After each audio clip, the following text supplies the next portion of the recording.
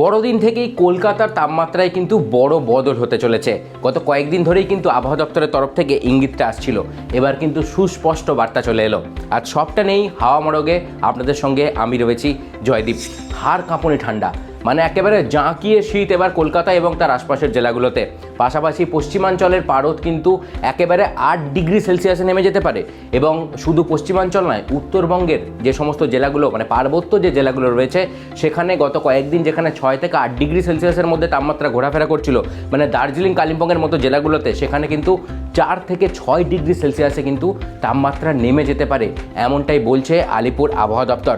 অন্যদিকে কলকাতায় এই সব মানে বর্ষ শেষের এই যে কটা দিন এখনও বাকি রয়েছে, বড়দিনের পর থেকে 27 তারিখ 28 তারিখ পর্যন্ত কিন্তু কলকাতার তাপমাত্রা কোনো সময় তার যে সর্বনিম্ন তাপমাত্রা সেটা কিন্তু 13 ডিগ্রি সেলসিয়াসে নেমে যেতে পারে। ইতিমধ্যেই কলকাতার শীতলতম দিন কয়েকদিন আগেই আমরা কাটিয়েছি, সেদিন 14.4 ডিগ্রি সেলসিয়াসে নেমে গিয়েছিল।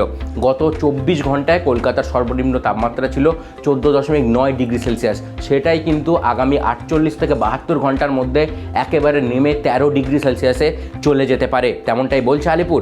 অন্যদিকে পশ্চিমাঞ্চল, মূলত বাঁকুড়া, পুরুলিয়া, বীরভূম, এই সমস্ত যে এলাকাগুলো রয়েছে, পশ্চিম বর্ধমান, এই সমস্ত জেলাগুলোতে কিন্তু তাপমাত্রা আপনার কোথাও 12-13 ডিগ্রি সেলসিয়াসের মধ্যে আগামী কয়েকদিন ঘোরাফেরা করবে, কোথাও 8 ডিগ্রি সেলসিয়াসে পর্যন্ত পৌঁছে যেতে পারে। একই সঙ্গে কিন্তু গত কয়েকদিনের মতোই ঘন কুয়াশার দাপট চলছে। এদিনও কিন্তু ঘন কুয়াশার ছবি প্রায় সর্বত্রই দেখা গেছে। মূলত উপকূলের দিকের জেলাগুলোতে ঘন কুয়াশার দাপট বেশি রয়েছে, সেখানে তাপমাত্রা 12 থেকে 15 ডিগ্রি সেলসিয়াসের মধ্যে, মানে সেখানকার সর্বনিম্ন তাপমাত্রা কিন্তু এই রেঞ্জের মধ্যেই ঘোরাফেরা করছে। তবে কুয়াশার জেরে কিন্তু অনেক জায়গাতেই ফেরি পরিষেবা ব্যাহত হয়েছে, মানে একই সাথে কিন্তু যান চলাচলের ওপরেও কিন্তু তার একটা প্রভাব পড়েছে।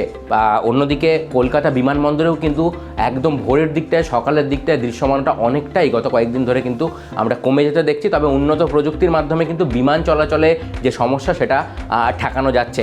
তবে সতর্কতা অবলম্বন অবশ্যই প্রয়োজন বলে আলিপুর আবহাওয়া দপ্তর মনে করছে। দক্ষিণবঙ্গের জেলাগুলোর পাশাপাশি কিন্তু উত্তরবঙ্গেও আগামী কয়েকদিন কিন্তু ঘন কুয়াশার যে দাপট সেটা ভালো রকমই পরিলক্ষিত হবে। উত্তরবঙ্গের উপরের দিকে জেলাগুলোর পাশাপাশি মালদা, কোচবিহার, জলপাইগুড়ি, দক্ষিণ দিনাজপুর, উত্তর দিনাজপুর, এই সমস্ত যে জেলাগুলো রয়েছে সেখানকার তাপমাত্রা 12 থেকে 15 ডিগ্রি সেলসিয়াসের মধ্যে ঘোরাফেরা করবে। কুয়াশার দাপট কিন্তু এই সমস্ত জেলাগুলোতেও থাকছে।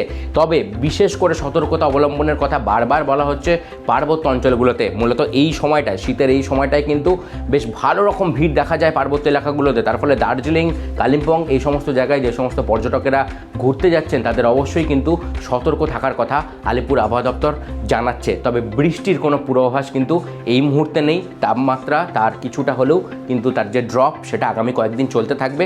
তার পাশাপাশি কিন্তু নতুন বছরের শুরুতেই পশ্চিমা ঝঞ্ঝার একটা পূর্বাভাস কিন্তু পাওয়া যাচ্ছে।